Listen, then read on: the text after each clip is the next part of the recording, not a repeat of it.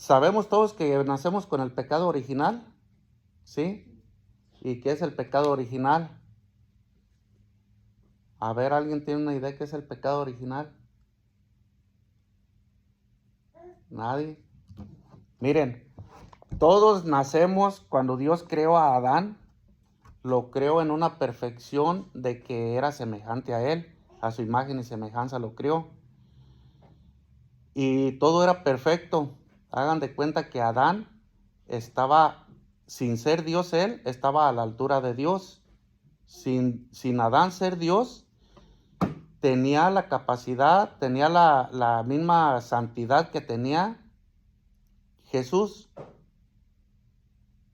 Es difícil de creer, pero así era. Y otra cosa, que cuando Dios creó a Adán, antes de que pecara, no existía ni la enfermedad, ni el sufrimiento, no existía la muerte, ni la física, ni la espiritual.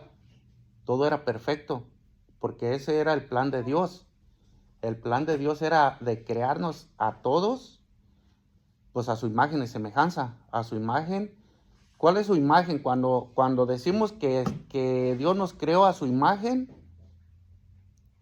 ¿qué se nos viene a la mente?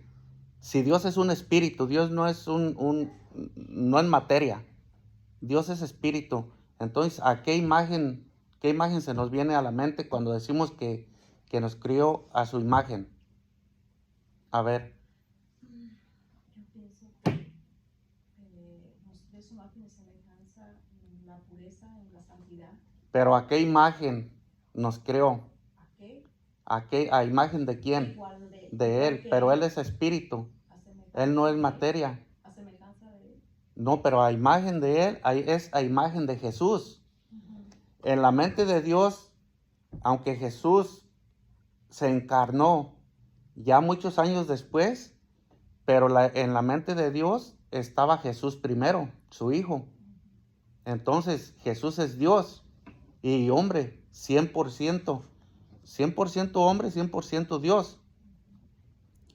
Cuando decimos o que la Biblia nos dice que Dios nos creó a su imagen y semejanza, es que nos creó a imagen de Jesús.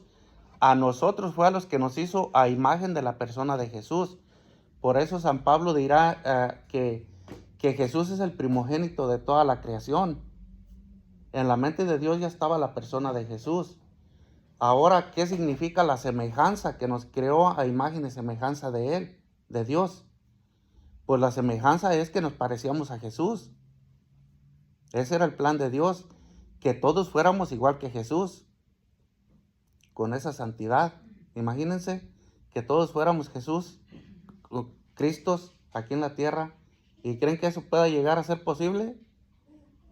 A ver, está difícil, pero tiene que llegar a ser posible, tiene que llegar a ser posible.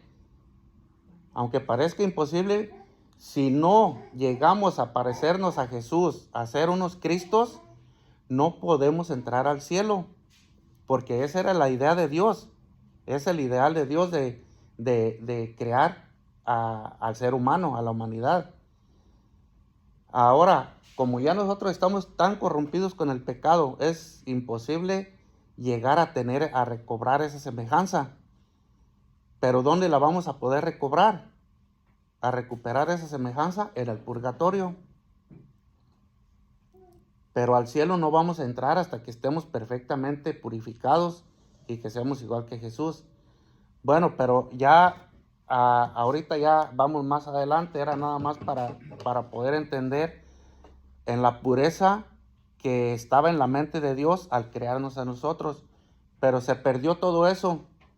Cuando Adán pecó, entró el pecado en toda la humanidad. Y podríamos decir todos, ¿y nosotros qué culpa tenemos? Que aquel haya pecado. Él fue él, ¿verdad? Pero Adán es el que está representando a toda la humanidad. Nosotros estamos ahí representados en Adán. Cuando Adán comete ese pecado, eso se nos hereda a nosotros. Y lo vamos a ver con la Biblia. Todo lo que vamos a escuchar hoy va a ser con la pura Biblia. No, nada van a ser palabras mías. Nomás es una introducción para poder entender de qué vamos a hablar y de qué se trata.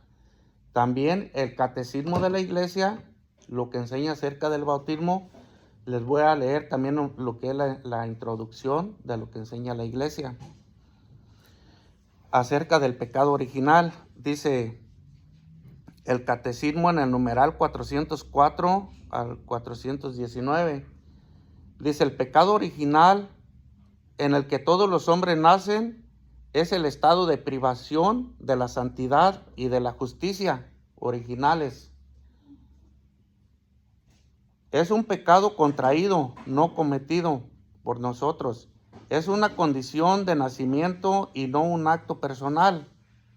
A causa de la unidad de origen de todos los hombres, el pecado original se transmite a los descendientes de Adán con la misma naturaleza humana, no por imitación, sino por propagación. Esta transmisión es un misterio que no podremos comprender plenamente. Ese pecado original que nosotros contraemos no es porque lo hayamos cometido, es por herencia. Si Adán no hubiera cometido ese pecado original, nos hubiera heredado la misma santidad con la que fue creado. Toda esa perfección que tenía Adán se nos hubiera transmitido a nosotros y hubiésemos sido exactamente igual como Adán. Entonces, a Cristo, cuando vino a recuperar esa santidad que se perdió con ese pecado, fue lo que vino a restaurar. Pero nos quedó eso a nosotros, que es ese pecado original, que ahora tenemos que hacer algo para poder nosotros llegar a heredar esa plenitud de santidad que había en el primer hombre que Dios creó. Pero no la podemos recuperar o no la podemos recibir por herencia si no es por medio del bautismo. Por eso es importante que todos los cristianos sepamos qué es exactamente el bautismo. Y por eso es que la iglesia pide que cuando se va a bautizar un niño, los papás y padrinos sepan exactamente qué es el bautismo, que no es nada más por cumplir un requisito o un capricho del sacerdote o de las secretarias o del papa o de la iglesia, ni de nadie. Es simplemente un mandato de Dios directamente.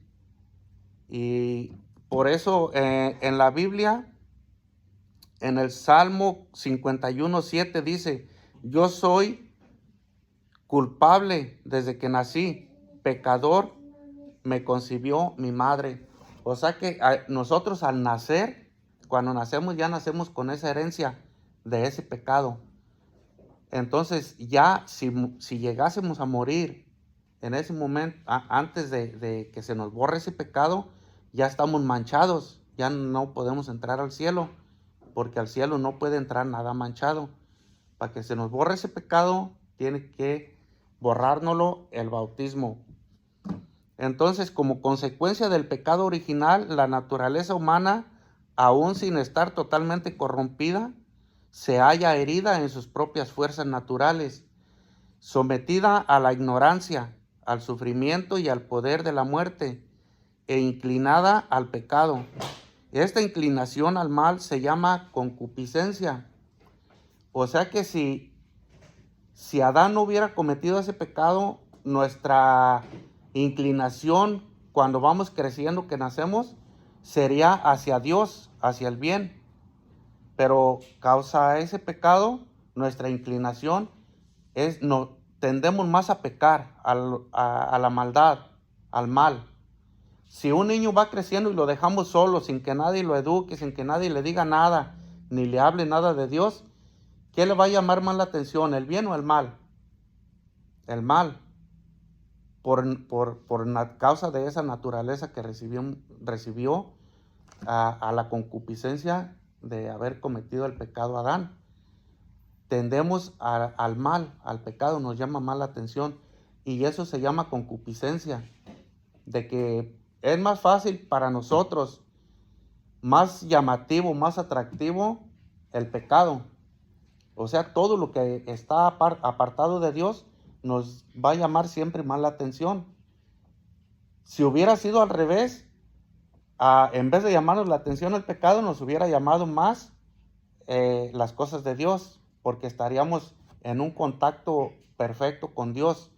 Entonces sí seríamos uno con Dios, estaríamos unidos a Él, como conectados, como si fuera por medio de un cable, que nada ni nadie nos podría separar, que no existiera en nosotros ni la muerte, ni nada que nos separara de Dios, ni enfermedad, ni vejez, nada, todo sería perfecto porque Dios es perfecto.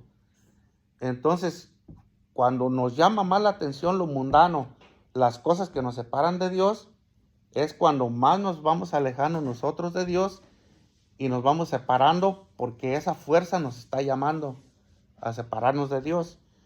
Entonces, cuando pasó esto, que la humanidad, que el hombre se separó de Dios, Dios no se quedó de brazos cruzados y tuvo que inventar algo, tuvo que hacer algo para rescatarnos.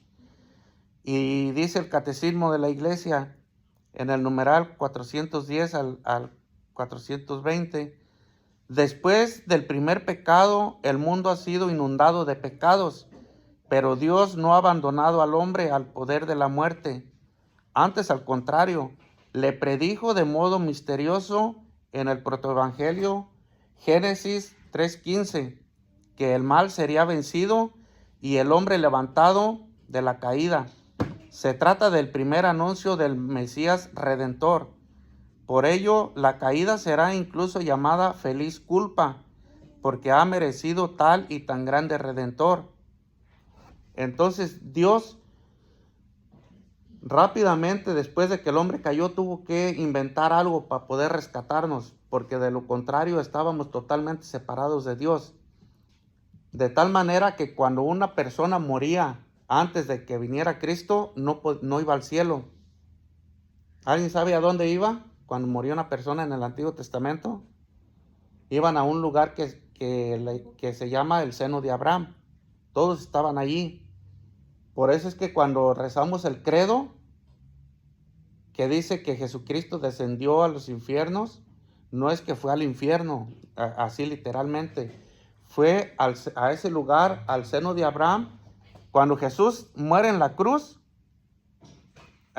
el tiempo que pasó muerto antes de resucitar, fue al seno de Abraham y recogió a todos los que habían muerto en el Antiguo Testamento y los pudo llevar al cielo, porque Él fue el que abrió la puerta del cielo para poder tener nosotros ese acceso nuevamente, porque se había cerrado cuando Dios expulsó a Adán del paraíso. Eso significa que se nos cerraron las puertas del cielo, no teníamos ese acceso. Entonces tenía que venir alguien que fuera capaz de abrir las puertas del cielo otra vez, y no podía ser nadie más de que alguien que cumpliera las expectativas con las que Dios pensó en crear al ser humano, y solamente ese fue Jesús, porque Adán no pasó la prueba. Entonces tenía que venir alguien más, y no pudo ser nadie más que Jesús, que cumplió todo el plan perfecto con el que Dios pensó al principio de la creación de la humanidad. Cuando Dios dijo, voy a crear al ser humano a imagen y semejanza de nosotros, que ahí estaba hablando la Santísima Trinidad, entonces pensó en que toda la humanidad fuera así como es Jesús, tal como fue Jesús. Entonces, por eso les digo que nosotros no vamos a poder entrar al cielo hasta que seamos exactamente igual que Cristo, igual que Jesús.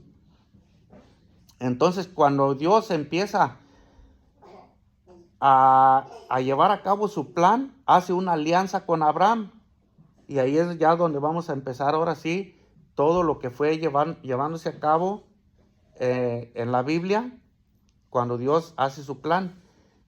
Vamos a ver en el Antiguo Testamento cómo fue que Dios llevó a cabo su plan para que los hombres que no pertenecían a Dios ahora puedan pertenecer a Él. Establece una alianza con Abraham. En Génesis 17, del 7 al 14, dice: estableceré mi alianza contigo y con tu descendencia a través de las generaciones. Mi alianza será una alianza eterna, y así yo seré tu Dios y el de tus descendientes. Yo te daré en posesión perpetua a ti y a tus descendientes toda la tierra de Canaán, esa tierra donde ahora resides como extranjero, y yo seré su Dios. Después dijo a Abraham: tú por tu parte serás fiel a mi alianza, tú y también tus descendientes, a lo largo de las generaciones. Y esta es mi alianza con ustedes, a la que permanecerán fieles tú y tus descendientes. Todos los varones deberán ser circuncidados. Aquí fíjense bien cuál es la condición que Dios le pone y cómo esto tiene que repercutir en nosotros. Circuncidarán la carne de su prepucio, y ese será el signo de mi alianza con ustedes. Al cumplir 8 días serán circuncidados todos los varones de cada generación, tanto los nacidos en la casa como los que hayan sido comprados a un extranjero, a alguien que no es de tu sangre. Si tanto los nacidos en tu casa como los que hayan sido comprados serán circuncidados, así ustedes llevarán grabado en su carne la señal de mi alianza eterna. Y el incircunciso, aquel a quien no se haya cortado la carne de su prepucio, será excluido de su familia, porque ha quebrantado mi alianza. A ver, aquí Dios está siendo bien estricto, pero hay que notar algo, que Dios está dirigiendo nada más a los hombres, porque eran los que eran circuncidados. Cuando Dios hace esa alianza directamente, habló con Abraham, le dijo que todo varón tenía que ser circuncidado para que pudiera pertenecer a su pueblo. ¿Y dónde quedaban las mujeres? Las mujeres aquí no están incluidas. Las mujeres en el Antiguo Testamento no tenían valor. En todo el Antiguo Testamento, si cuando escuchamos hablar de las mujeres, va a ser que las meten como en el valor como de los esclavos, o como si fuera, los meten también en el mismo círculo de como los animales, porque se compraban y se vendían. Una mujer, para que pudiera entrar en el pueblo de Dios, tenía que ser por medio de su esposo, que estuviera casada legalmente por esa ley, o por medio de sus papás. Pero una mujer que fuera esclava no podía pertenecer al pueblo de Dios. Una mujer que fuera sorprendida en adulterio, o que que ya no estuviera con sus papás o con su esposo, no podía pertenecer al pueblo de Dios. Pero esa era la ley. Antes de Cristo se tenía que respetar. Entonces estaba más crítica la ley. Pero la alianza que Dios hace con Abraham, le dice que esa alianza tiene que ser perpetua. Esa alianza tiene que permanecer por siempre. Cuando cuando viene Jesús a encarnarse aquí, hubo alguien que lo estaba predicando. ¿Quién fue? Juan el Bautista. Cuando Juan el Bautista empezó a predicar que el Mesías ya venía y que iba a establecer el reino de los cielos, ese Jesús que vino, el Cristo, el Mesías, que vino a dar cumplimiento a la ley antigua de orilla a orilla, todo, de principio a fin, vino para hacer válido que la mujer tuviera el mismo valor que el hombre, y que todos, tanto esclavos, tanto extranjeros, y todo aquel que allá antes no podía pertenecer al pueblo de Dios, los que fueran circuncisos, Jesús ahora tenía que ver alguna forma para que todos entráramos, sin distinción, porque para Dios todos tenemos el mismo valor, todos. No vale más el más rico ni vale menos el más pobre. Todos tenemos el mismo valor, tanto hombres y mujeres. Entonces, cuando Juan empieza a anunciar el reino de los cielos, a anunciar al Mesías, en San Mateo 3, del 1 al 6, dice: en aquel tiempo se presentó Juan el Bautista proclamando en el desierto de Judea: conviértanse, porque el reino de los cielos está cerca. A él se refería el profeta Isaías cuando dijo: una voz grita en el desierto, preparen el camino del Señor, allanen sus senderos. Juan estaba apenas anunciando que ese que venía era el Mesías, aquel que iba a rescatarnos de aquella caída que tuvo Adán, que iba a recobrarnos otra vez la entrada al cielo, aquel que iba a venir para poder pagar el precio que ningún ser humano jamás lo pudo haber pagado, ningún profeta. Así hubiera sido ni Abraham, ni Moisés, nadie fue capaz de podernos recuperar otra vez la entrada al cielo. Entonces, cuando Juan lo viene a predicar, empieza a hablarle a la gente porque nadie lo conocía. Imagínense lo difícil que fue hacerle a la gente creer que alguien tenía que venir para cambiar toda aquella ley, para que aquella ley, en vez de que la cumplieran, porque eran bien estrictos los judíos, los sacerdotes, los fariseos, querían que se cumpliera la ley al pie de la letra, y si no se cumplía, nadie podía pertenecer, nadie podía encajar ahí en ese pueblo de Dios. Lo difícil que era para Juan enseñarle a esa gente, pues lo primero que hizo fue Juan de enseñarles que ahora venía el Mesías a cambiar esa ley de la circuncisión, que ahora iba a ser el bautismo lo que iba a tener ese cambio. San Pablo nos lo va a decir más adelante.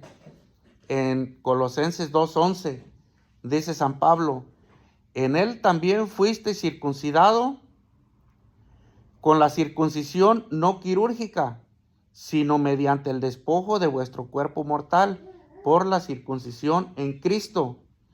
Sepultados con él en el bautismo, con él también habéis resucitado por la fe en la circuncisión de Dios, en la acción de Dios, que resucitó de entre los muertos. Entonces San Pablo está diciendo que ahora ya en la circuncisión ya no va a hacer ningún efecto para poder pertenecer al pueblo de Dios. Ahora esa circuncisión va a ser no quirúrgica, cuando antes tenía que ser que se cortaba la carne del prepucio, ahora ya no, porque ahora es espiritual, ahora es en el corazón, ahora ya no es quirúrgica, y esa es el bautismo. Entonces, pero no dice nada que cuando Dios hizo su alianza con Abraham, que le dijo que a los 8 días, esa no se cambió, no se movió. Si se fijan en toda la Biblia, nunca va a aparecer que cuando Dios le dijo a Abraham que a los 8 días de que nacieran, se tenía que llevar exactamente a la circuncisión, no se cambió. Pues entonces Jesús fue circuncidado a los 8 días para cumplir la ley, lo llevaron. Y algo raro aquí, que si me imagino que todos han escuchado hablar que los protestantes se bautizan ya adultos, que porque Jesús fue que porque Jesús puso ese ejemplo, porque él se bautizó a los 30 años, ¿verdad? Pues no. Jesús, sin que le pidieran permiso, lo llevaron a circuncidar, porque esa era la ley que había en el Antiguo Testamento. Dice en San Lucas 22:23, dice: 8 días después llegó el tiempo de circuncidar al niño, y se le puso el nombre de Jesús, nombre que le había sido dado por el ángel antes de su concepción. Fíjense, En la circuncisión del niño Jesús, ahí fue donde le pusieron el nombre. Y San Pablo dice que el bautismo viene a reemplazar la circuncisión, pero no dice que tenía que ser cuando fueran adultos. Dice, cuando llegó el día fijado por la ley de Moisés para la purificación, llevaron al niño a Jerusalén para presentarlo al Señor, como está escrito en la ley. Todo varón primogénito será consagrado al Señor. Entonces, si Jesús cumplió esa ley, que a los 8 días exactamente tenía que ser circuncidado para que se cumpliera la ley, pero para pertenecer al pueblo de Dios, entonces, ¿por qué nosotros estamos dejando que los niños vayan creciendo? Ahora sí que discúlpenme, pero como animalitos. Si la ley era a los 8 días. Claro que ahora en el Nuevo Testamento no hay una fecha exacta. Tampoco. No especifica, no establece que tiene que ser a los tantos días de nacido. Pero tan solo porque Jesús nos enseña y nos dice el valor que tiene el bautismo, ahí es donde yo como papá digo que en lo que nazca mi hijo y en lo que pueda, yo lo quiero llevar a bautizar, porque yo no quiero que se quede todo ese tiempo sin bautizar, sin ser hijo de Dios, sin pertenecer al pueblo de Dios y sin recibir todo lo que vamos a ver en adelante. Hasta entonces es cuando uno dice, caray, ¿por qué no lo llevé antes? Dice,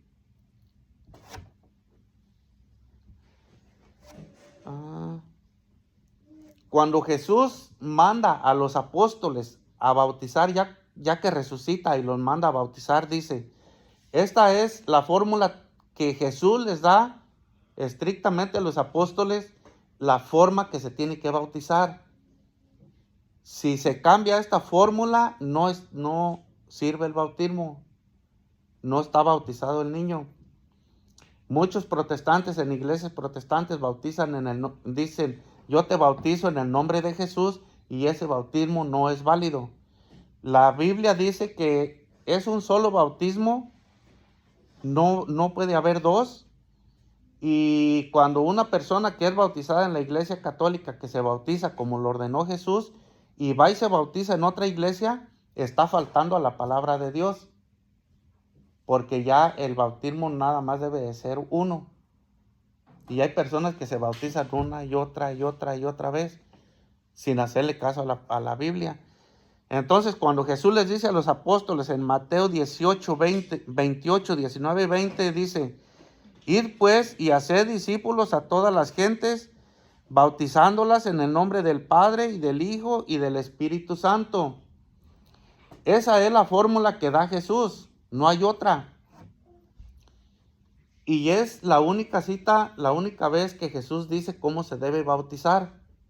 Si, por ejemplo, ustedes llevan a bautizar a sus niños y si ven que el ministro, o sea, el sacerdote o el diácono, no los bautiza con esa fórmula trinitaria, ustedes tienen todo el derecho de decirle al ministro, este bautismo no está sirviendo por esto y por esto y por esto. Con todo el derecho. Pero como católicos necesitamos a veces saber las cosas para poder argumentar algo cuando le estamos diciendo a un ministro, a un sacerdote o a un diácono que no está haciendo las cosas bien. Porque si yo no sé, yo voy a dejar que el ministro haga las cosas como lo está haciendo, pero sin yo saber si lo está haciendo bien o no. Por eso es importante de que nos demos cuenta de cómo deben de ser las cosas. Y así con todo el derecho podemos decirle, ¿sabe qué? Con todo respeto, pero no está haciendo las cosas bien, porque se tienen que hacer así y así. Y el bautismo tiene que ser en el nombre del Padre y del Hijo y del Espíritu Santo.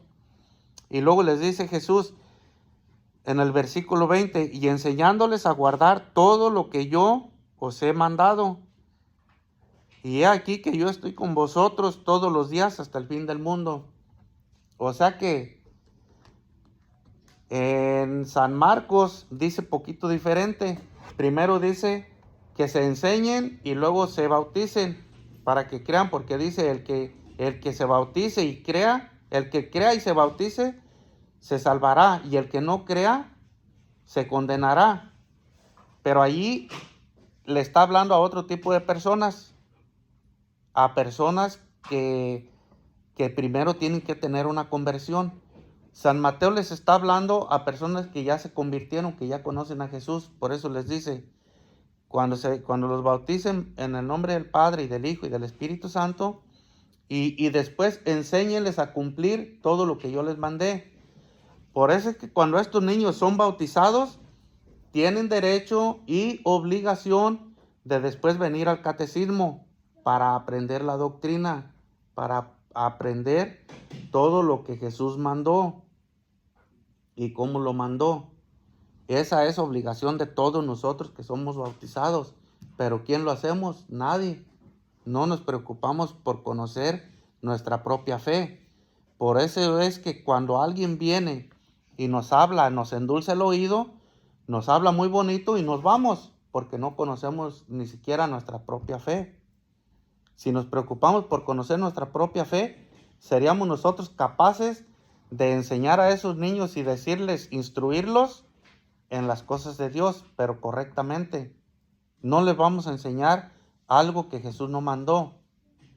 Cuando conocemos la doctrina, incluso vamos a encontrar varios predicadores, incluso católicos, que están diciendo cosas que no son, pero nosotros tenemos que ser capaces de corregirlo, o simplemente nosotros no hacer algo, una práctica que no está correcta conforme a lo que es la doctrina de Jesús.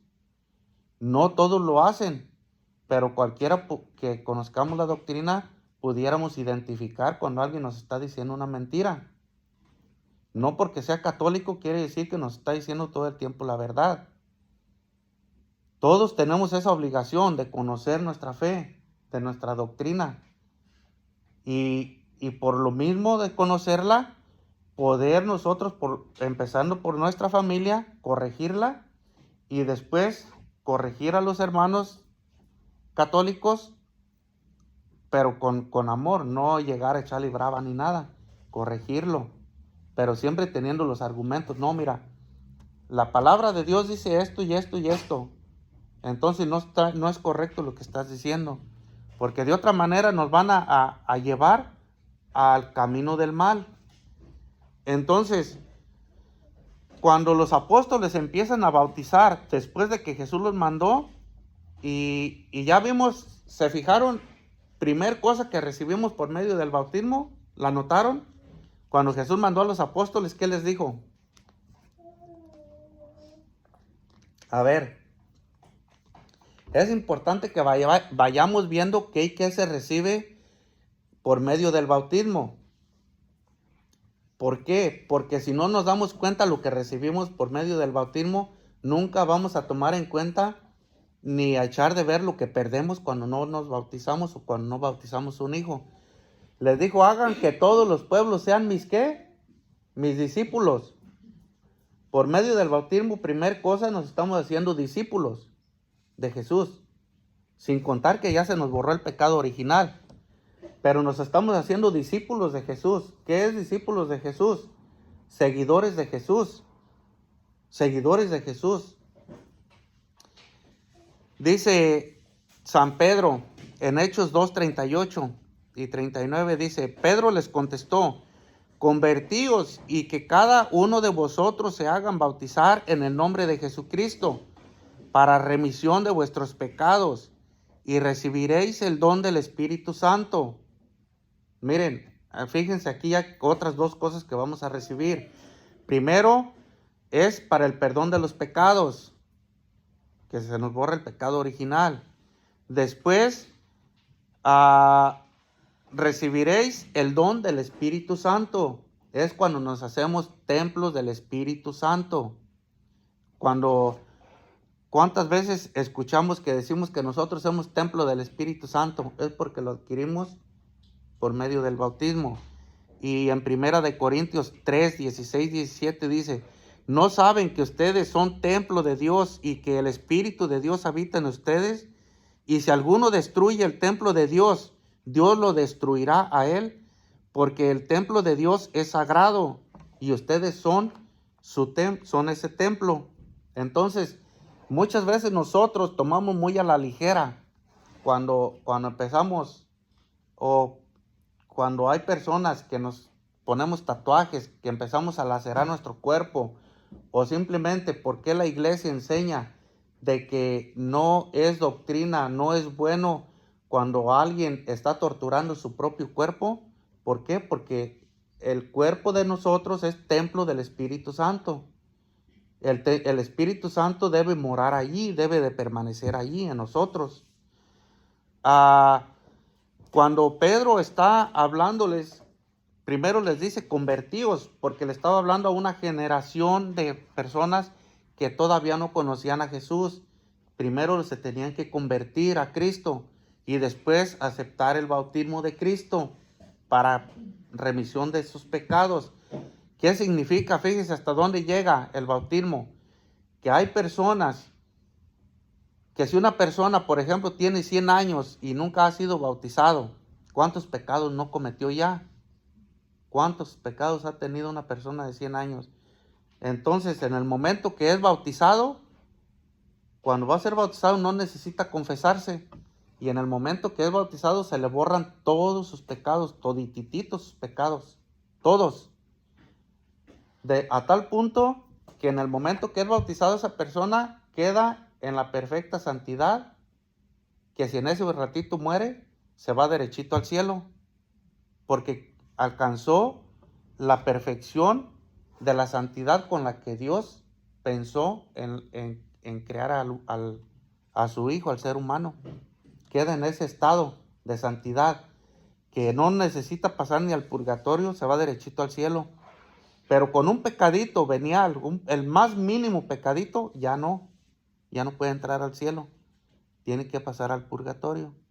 Entonces, cuando dice que es para perdón de vuestros pecados, el bautismo, ya fíjense cuántas cosas van. Nos hacemos discípulos de Cristo, se nos borran nuestros pecados, recibimos el don del Espíritu Santo, nos convertimos en templo del Espíritu Santo. Y después dice en el versículo 39, pues la promesa es para vosotros y para vuestros hijos y para todos los que estén lejos, para cuantos llame el Señor Dios nuestro. ¿De cuál promesa está hablando?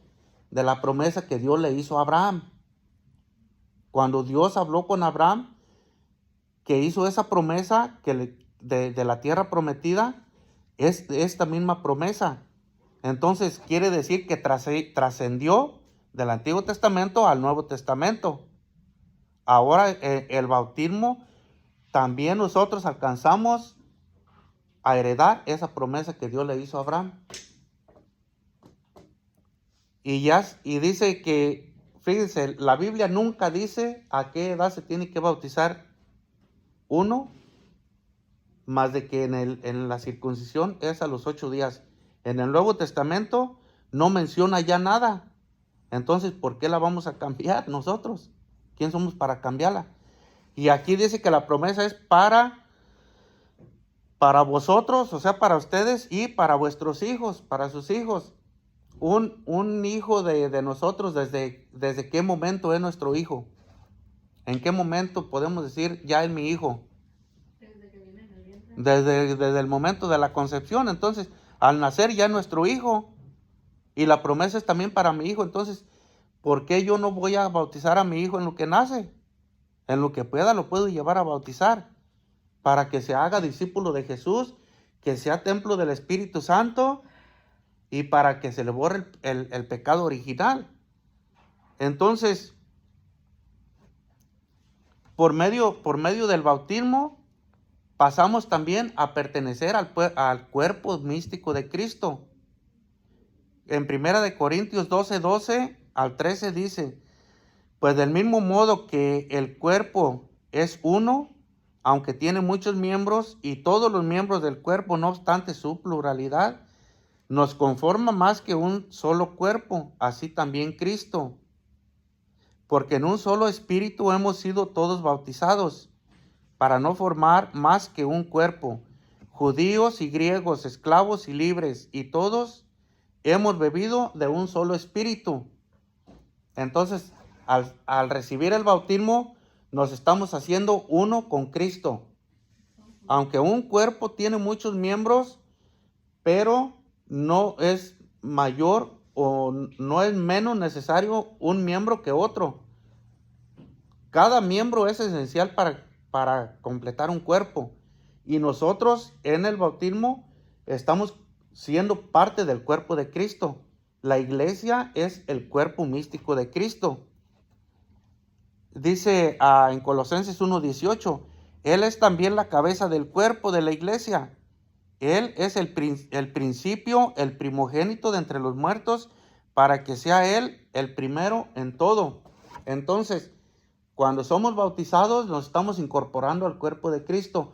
¿Han oído ustedes decir que por medio del bautismo pasamos a pertenecer a la iglesia también? Porque la iglesia es el cuerpo de Cristo y nosotros pasamos a pertenecer también a ser miembros de la iglesia. Sin el bautismo no podemos nosotros recibir ningún otro sacramento, porque no podemos reclamar, todavía no somos herederos de esa promesa que Dios hizo con Abraham. ¿Cómo lo vamos a reclamar? Si un hijo de nosotros no puede reclamar nuestra herencia, es porque le falta algo. Tiene que tener en regla las cosas para que pueda reclamar nuestra herencia terrenal aquí, material.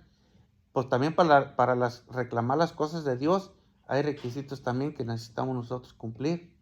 Y para poder reclamar esa herencia se necesita el bautismo.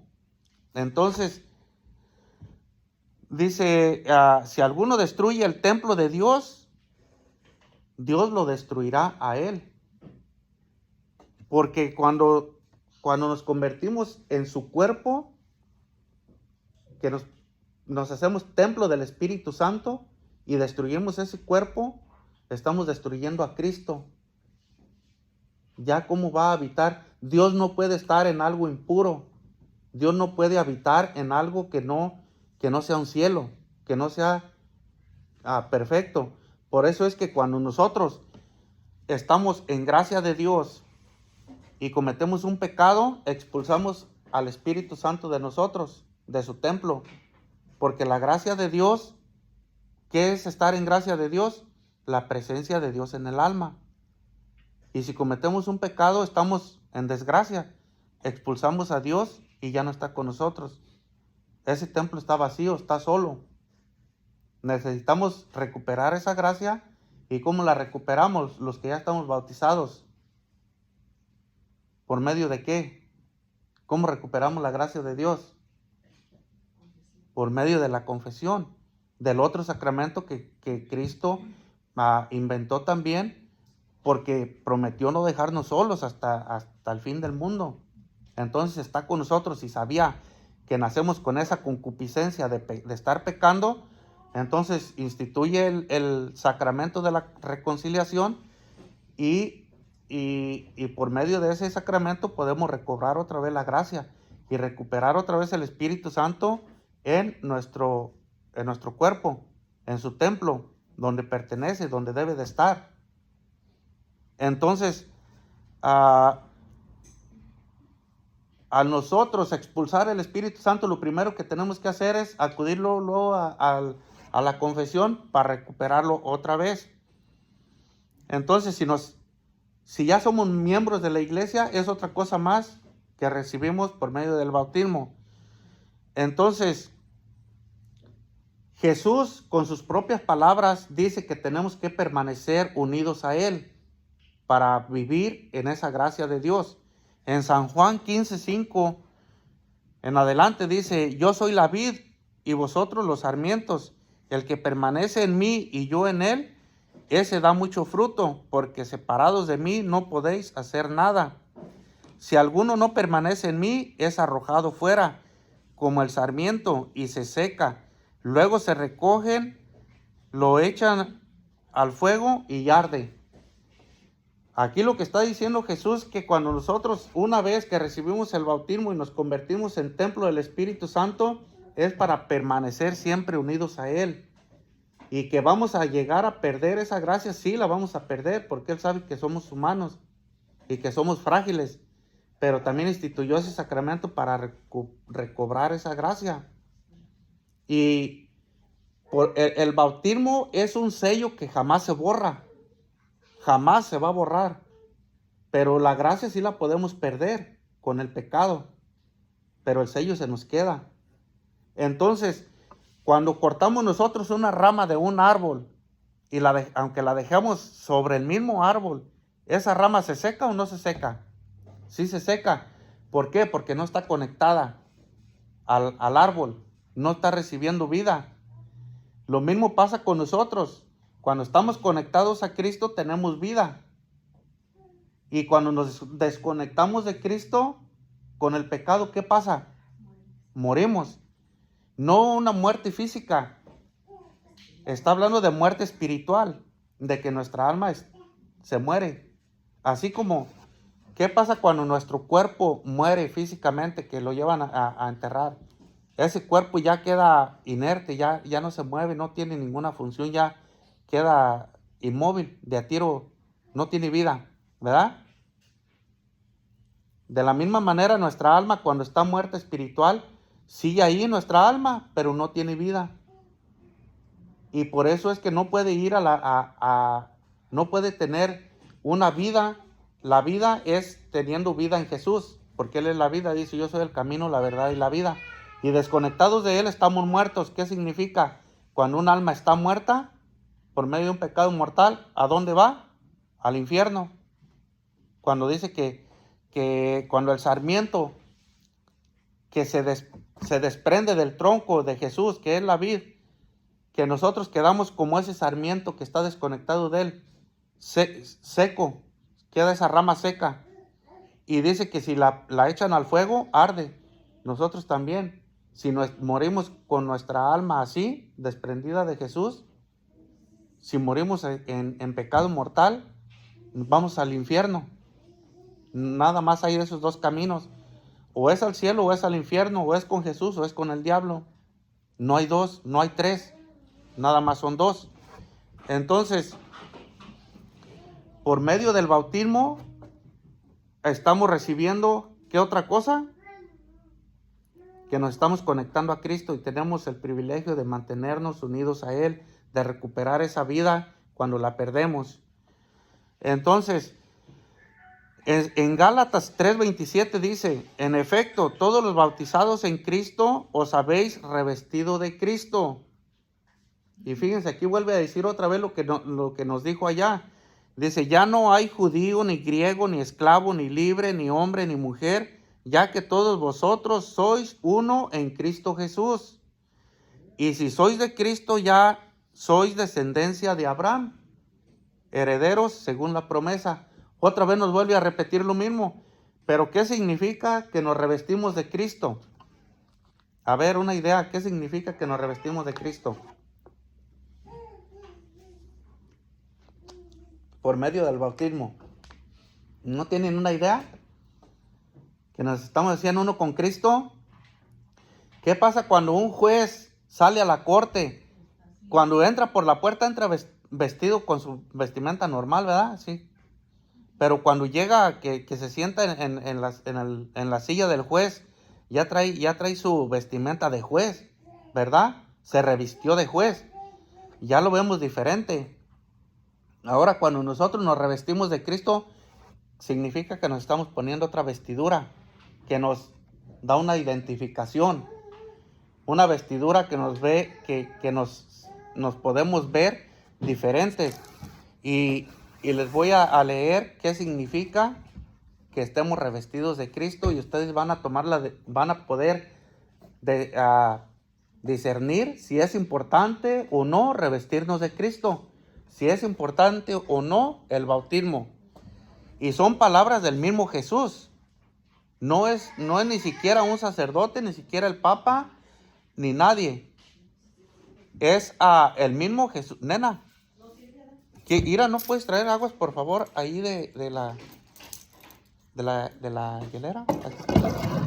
Entonces, dice el mismo Jesús con estas palabras. En San Mateo 22, dice, tomando Jesús de nuevo la palabra, les habló en parábolas, diciendo: el reino de los cielos es semejante a un rey que celebró el banquete de bodas de su hijo. Envió a sus siervos a llamar a los invitados a la boda, pero no quisieron venir. Envió todavía a otros siervos con este encargo: digan a los invitados, miren, mi banquete está preparado. Se han matado ya mis novillos y animales cebados, y todo está a punto. Vengan a la boda. Pero ellos, sin hacer caso, se fueron, el uno a su campo, el otro a su negocio, y los demás agarraron a los siervos, los insultaron y los mataron. Se enojó el rey, y enviando a sus tropas, dio muerte a aquellos homicidas, y prendió fuego a su ciudad. Entonces dice a sus siervos: la boda está preparada, pero los invitados no eran dignos. Vayan pues a los cruces de los caminos, y a cuantos se encuentren, invítenlos a la boda. Los siervos salieron a los caminos, reunieron a todos los que encontraron, malos y buenos, y la sala de bodas se llenó de comensales. Cuando entró el rey a ver a los comensales, vio allí uno que no tenía traje de boda.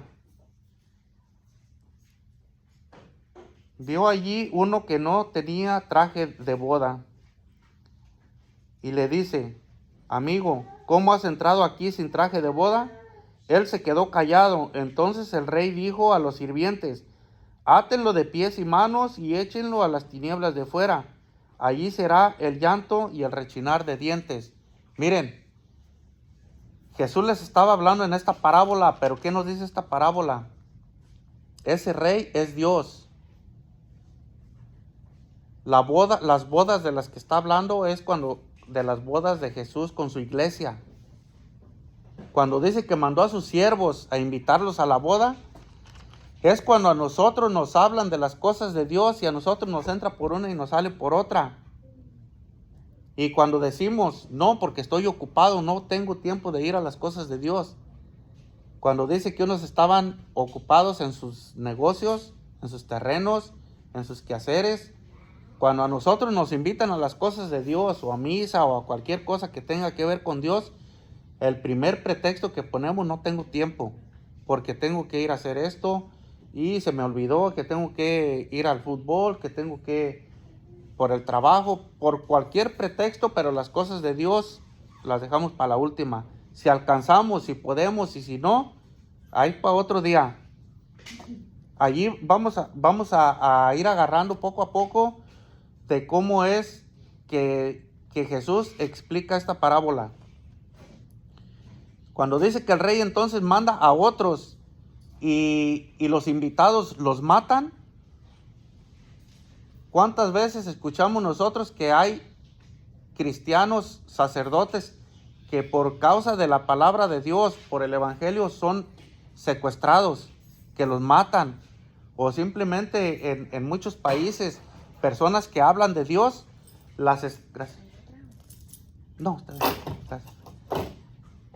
que por estar hablando de Dios, los secuestran y los matan.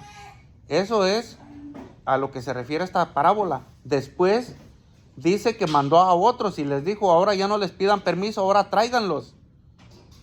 Y dice que llevó a buenos y malos. ¿Esto qué significa?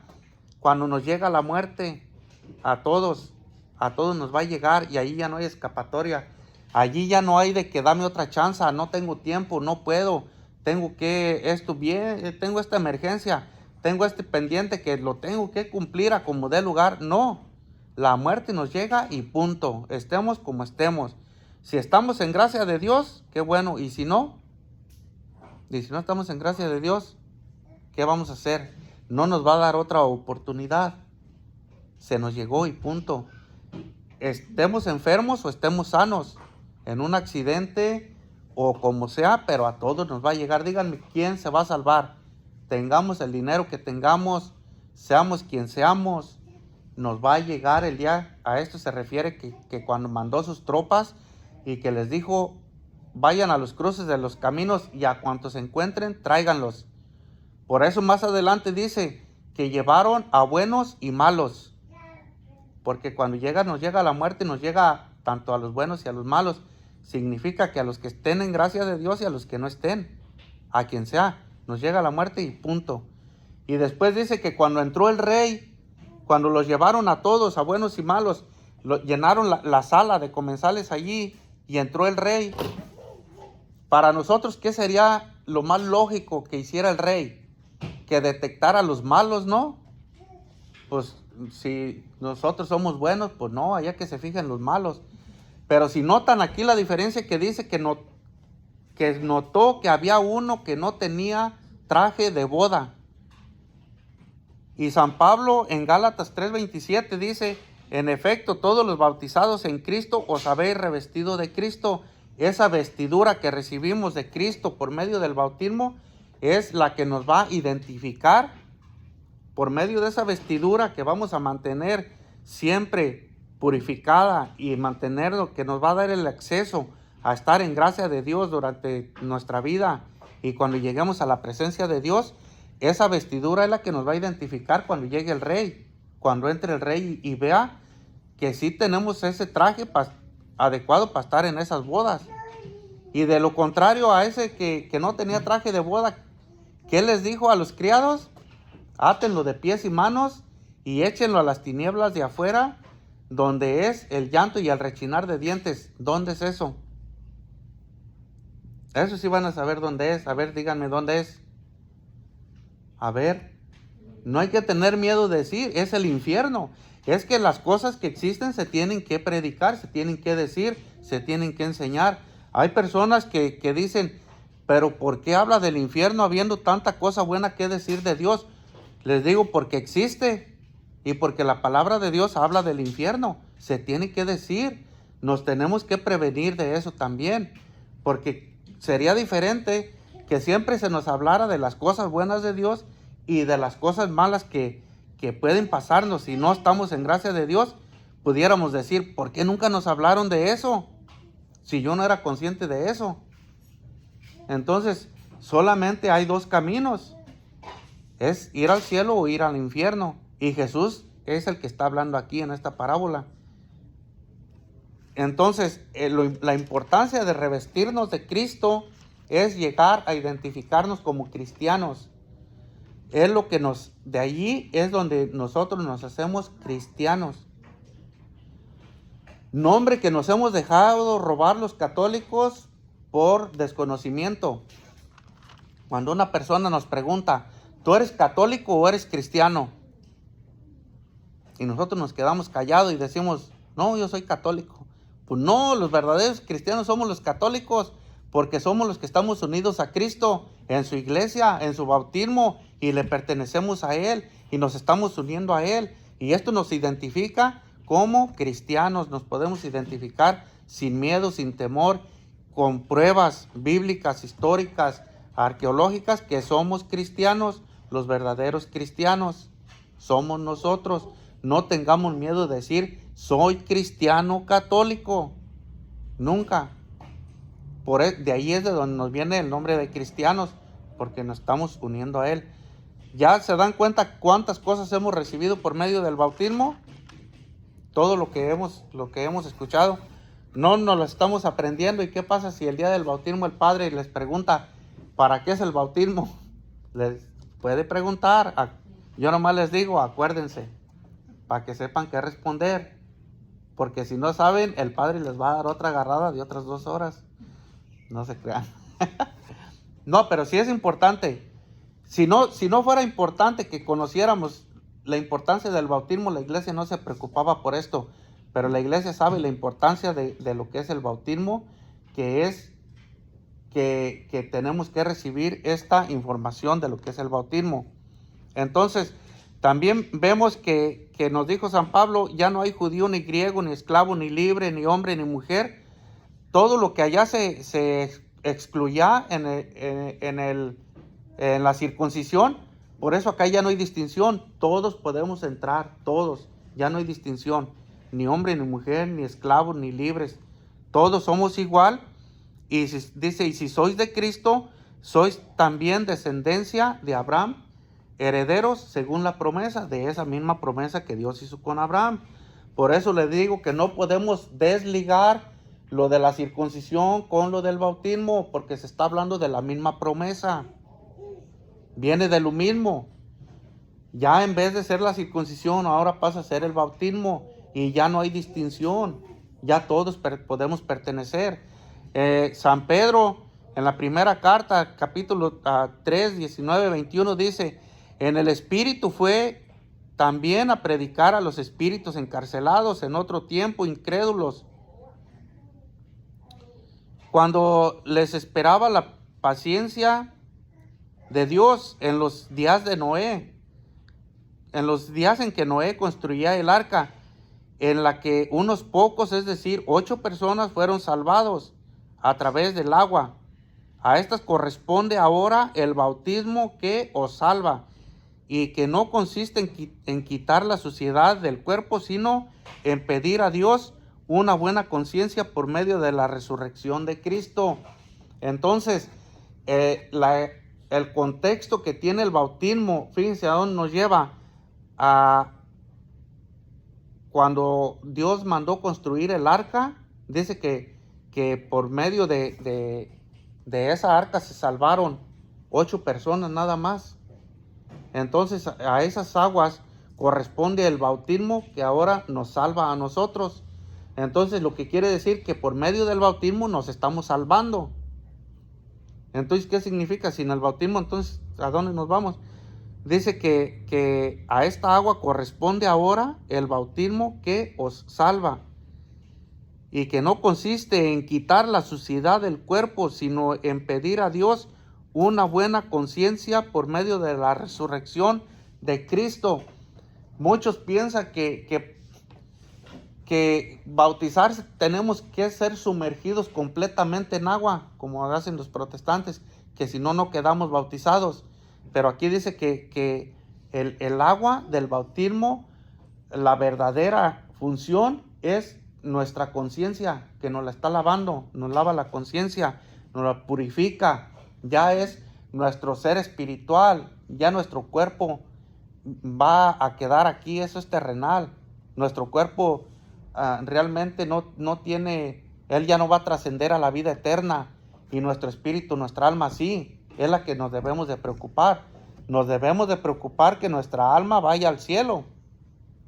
Por eso es la que nos debemos de cuidar, de fortalecer, de permanecer en gracia de Dios, para que el día que muéramos tengamos acceso a ir al cielo.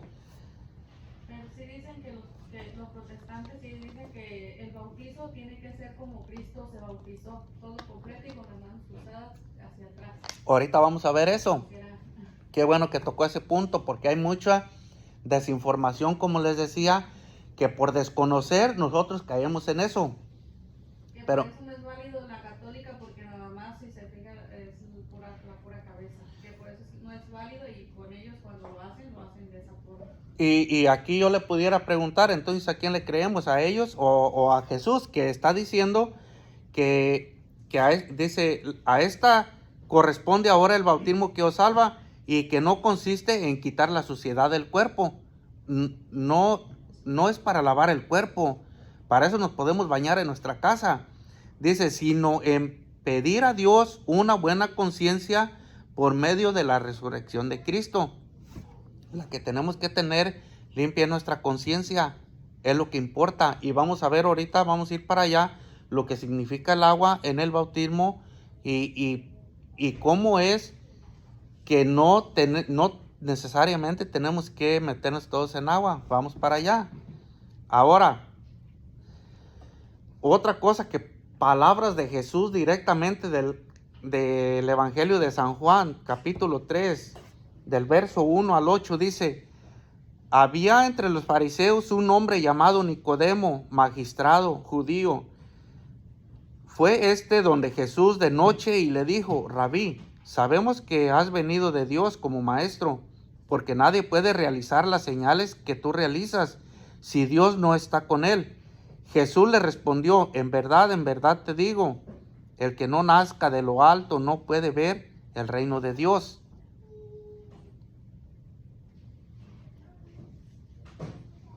dícele Nicodemo, ¿cómo puede uno nacer siendo ya viejo? ¿Puede acaso entrar otra vez en el seno de su madre y nacer? Respondió Jesús, en verdad te digo, el que no nazca de agua y de espíritu no puede entrar en el reino de Dios. Lo nacido de la carne es carne, lo nacido del espíritu es espíritu. No te asombres de que te haya dicho, tenéis que nacer de lo alto. El viento sopla donde quiere y oye su voz, pero no sabes de dónde viene ni a dónde va. Así todo el que nace del espíritu. Jesús está hablando con Nicodemo. Nicodemo es un hombre magistrado, un hombre inteligente que sabía, un hombre estudiado, y le dice a Jesús que tiene que hacer para entrar al reino de los cielos. Y Jesús le dice, tienes que nacer de lo alto.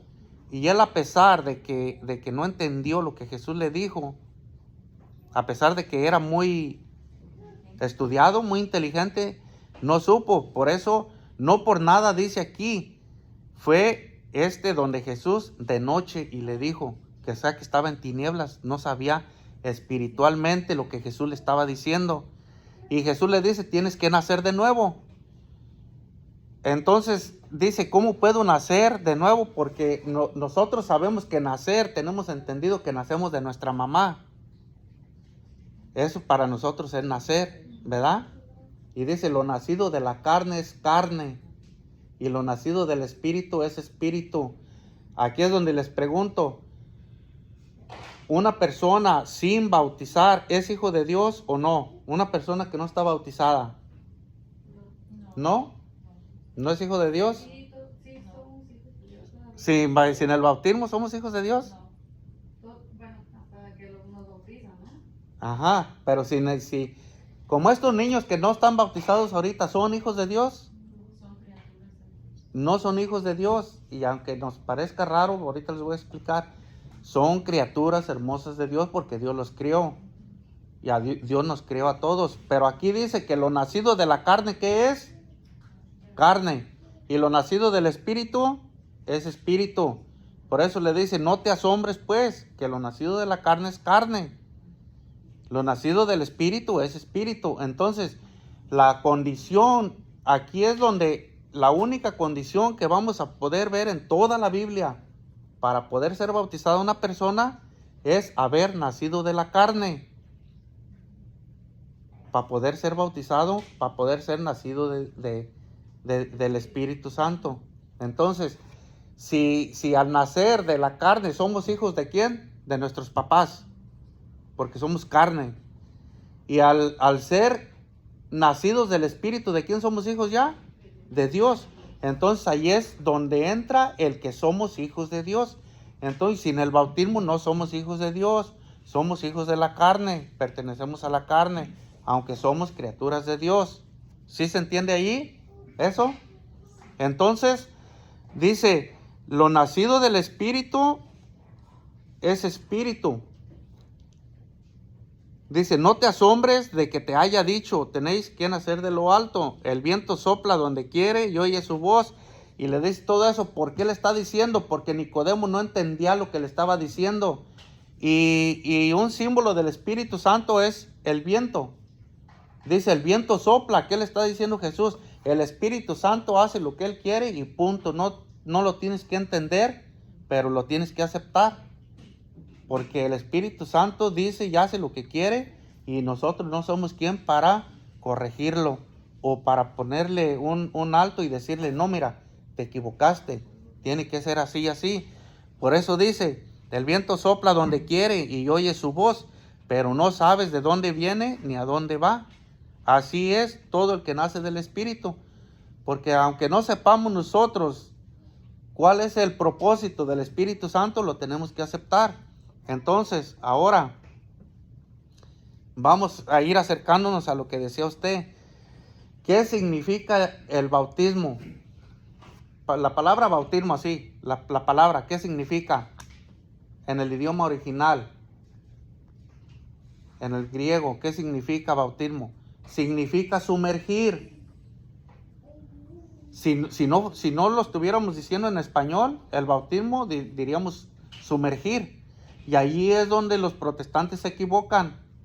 van a ver cómo se equivocan y cómo ellos se van nada más porque sacan un texto de contexto y pues ya eso lo hace un pretexto. En Romanos 6, 3, 4 dice: ¿o es que ignoráis que cuantos fuimos bautizados en Cristo Jesús, fuimos bautizados en su muerte? Fuimos pues con él sepultados por el bautismo en la muerte, a fin de que, al igual que Cristo fue resucitado entre los muertos por medio de la gloria del Padre, así también nosotros vivamos una vida nueva. Entonces, si la palabra bautismo significa sumergir, en el día que cuando Jesús fue bautizado, cuando Juan estaba bautizando, volvemos a San Mateo 3:11, dice Juan: yo os bautizo en agua. Fíjense bien cómo dice Juan: yo os bautizo en agua para conversión, pero aquel que viene detrás de mí es más fuerte que yo, y no soy digno de llevarle las sandalias. Él os bautizará en Espíritu Santo y fuego. ¿Se acuerdan de lo que estaba hablando Jesús con Nicodemo? Ahora acá lo viene a decir Juan. Entonces, si Juan dice que él bautizaba en agua para conversión, ¿qué está diciendo? En el idioma original de bautismo. Si cambiamos esa palabra bautismo por la palabra que significa sumergir, diría: yo os sumerjo en agua. ¿Para qué? Para conversión. Pero aquel que viene detrás de mí, que es más fuerte que yo no soy digno de llevarle las sandalias. ¿De quién está hablando? De Jesús. Dice: él os bautizará en Espíritu Santo y fuego. Y si volvemos a cambiar esa palabra, ¿qué está diciendo? Él os sumergirá en Espíritu Santo y fuego. Ese es el bautismo de los católicos, el bautismo que mandó Jesús, en el nombre del Padre y del Hijo y del Espíritu Santo. Entonces, si una persona se bautiza, que diga: es que yo me tengo que sumergir porque así se lo hizo Jesús, y todo eso, ahorita vamos a ver por qué se bautizó Jesús. No fue para ponernos el ejemplo, como dicen algunos. Se bautizó así por otra razón. Pero entonces, si ya tenemos claro qué significa el bautismo, y que con el bautismo de Juan era únicamente para conversión y para perdón de pecados, pero de ahí no pasaba. Ahora el bautismo de Jesús, que es para sumergirnos en él, ese sí nos va a llevar a todo lo que hemos visto, porque nos estamos sumergiendo en él, no en el agua que era de Juan. Entonces, si por el bautismo de Juan, que nada más era para el perdón de los pecados, fíjense lo que sucede en Hechos 19:1-5, dice: mientras Apolo estaba en Corinto, Pablo atravesó las regiones altas y llegó a Éfeso, donde encontró a algunos discípulos. Les preguntó: ¿recibisteis el Espíritu Santo cuando abrazaste la fe? Eso era cuando se bautizaban. Ellos contestaron: pero si nosotros no hemos oído decir siquiera que existe el Espíritu Santo. Él replicó: pues ¿qué bautismo habéis recibido? Y ellos contestaron: el bautismo de Juan. Respondieron. Pablo añadió: Juan bautizó con un bautismo de conversión, diciendo al pueblo que creyesen en él, en el que había de venir después de él, o sea, en Jesús. Ven cómo el bautismo de Juan era nada más para la conversión y no recibían el Espíritu Santo. Era que se sumergían en el agua. Y los protestantes que hacen sus bautismos, como dice usted, que se sumergen en el agua, están haciendo un bautismo que corresponde al de Juan. ¿Y dónde está recibiendo el Espíritu Santo? Y como les decía, yo les estoy hablando con la Biblia, no con palabras mías. Y la Biblia está diciendo que no se recibía el Espíritu Santo con ese bautismo. Entonces, ¿por qué yo voy a tener que aceptar ese bautismo cuando puedo recibir, en el que voy a recibir el Espíritu Santo y todas las promesas del Espíritu Santo por medio del bautismo? Entonces, ahora viene el bautismo de Jesús. cuando se bautizó Jesús, y vamos a ver por qué y para qué se bautizó él. Y también vamos a ver qué es lo que van a recibir esos niños, o qué es lo que va a suceder más bien, mejor dicho, cuando estén siendo bautizados. Y ustedes se van a acordar, no lo van a poder ver, pero espiritualmente va a pasar eso. En San Mateo 3, 13 al 17 dice: entonces aparece Jesús que viene de Galilea al Jordán donde Juan para ser bautizado por él. Pero Juan trataba de impedírselo diciendo: soy yo el que necesita ser bautizado por ti, y tú vienes a mí. Pues Juan trata de pararlo, porque Juan sabía bien que su bautismo de él pues no servía para más, nada más para conversión y ya, pero que el bautismo de Jesús sí convenía. Entonces le dice: yo soy el que tengo que ser bautizado por ti. Pero Jesús le respondió: déjame ahora, pues conviene que así cumplamos toda justicia. Fíjense, subrayen esta palabra, que cumplamos toda justicia. Jesús le dijo eso: deja así porque conviene que cumplamos toda justicia. Entonces lo dejó y pues lo bautizó. Ahora viene lo que sucede. Bautizado Jesús, salió luego del agua, y en esto se abrieron los cielos, y vio al Espíritu de Dios que bajaba en forma de paloma y venía sobre él. Y una voz que salía de los cielos decía: este es mi Hijo amado, en quien me complazco. A ver, y aquí por lógica, primero vamos a usar la lógica. ¿Jesús tenía las puertas del cielo cerradas? No, ¿verdad que no? Entonces, hasta allí pudiéramos decir, bueno, pues para darnos ejemplo, ¿verdad? ¿Tenía el Espíritu Santo Jesús? Sí. Y dice que bajó el Espíritu Santo en forma de paloma. Allí también pudiéramos decir que para darnos ejemplo, hasta donde dicen los protestantes.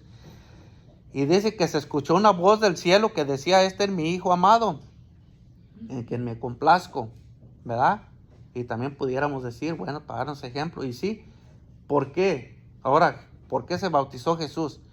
Porque Jesús les quería dejar bien claro a sus discípulos qué era realmente lo que pasaba con el bautismo.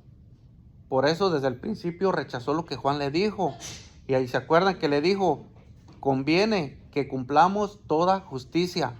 Ahora necesitamos investigar qué significa eso que Jesús le dijo a Juan.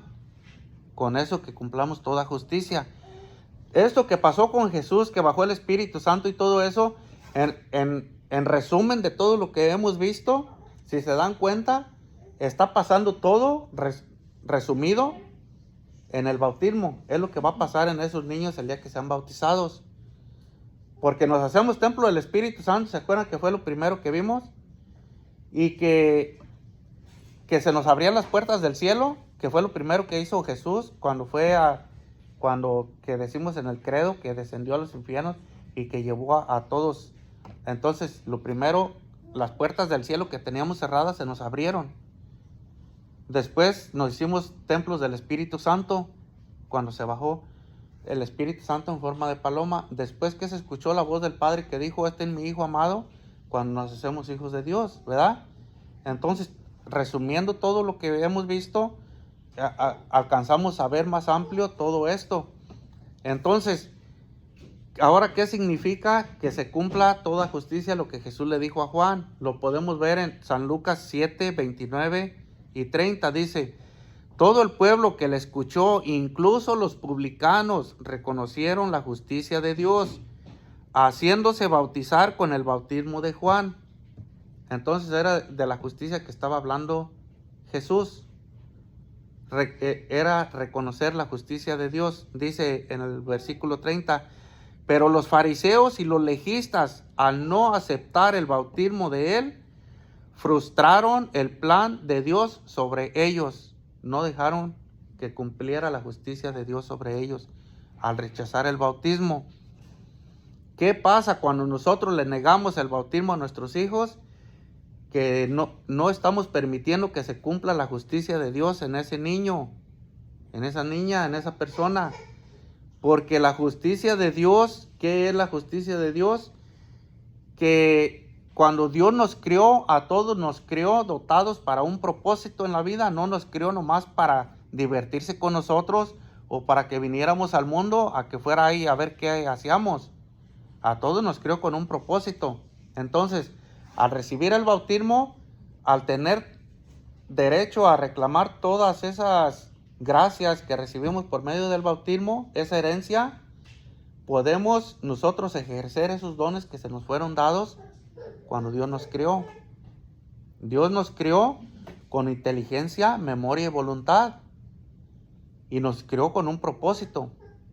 Pero si nosotros le negamos el bautismo a un niño, ese propósito con el que Dios lo crió, lo estamos truncando como hicieron los fariseos. Que dice que al no aceptar el bautismo de él, frustraron el plan de Dios sobre ellos. Nosotros frustraríamos el plan que Dios tiene sobre esos niños. Porque al no poder recibir esa herencia de Dios, lo que viene de Dios, no va a poder recibir el plan que Dios tiene para él. Entonces, ¿creen que es importante el bautismo lo antes posible o no? ¿O que tenemos que esperar a que sea grande? Entonces, no, al ser bautizado Jesús grande, no fue para que nosotros lo hiciéramos también a esa edad. Ya vimos que la condición que pone la Biblia es haber nacido de la carne. Y que el bautismo que reemplaza la circuncisión era a los 8 días y Jesús la cumplió y nunca se cambió. Entonces, y que esa promesa de Abraham es la que nos corresponde a nosotros por medio del bautismo. Entonces, ¿por qué la vamos a cambiar? Jesús no se bautizó para que nosotros nos bautizáramos a esa edad. Fue para dejar bien claro qué es exactamente lo que se recibe con el bautismo. Pero como les digo, si nada más leemos una partecita, lo que nos conviene, nos dejamos ir y nos bautizamos como los protestantes con el bautismo de Juan, sumergiéndonos en el agua y sin recibir el Espíritu Santo ni lo demás. Nada más la conversión. ¿Para qué nos sirve a nosotros? Pasa como a los que les dijo San Pablo. Entonces, ¿qué bautismo recibieron? Entonces,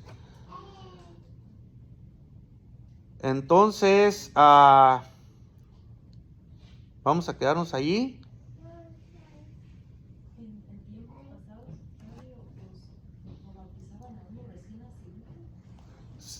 Antes, aunque las personas no supieran exactamente lo que significaba el bautismo, pero tenían eso que nuestros antepasados como por tradición, por costumbre, nos llevaban desde recién nacidos.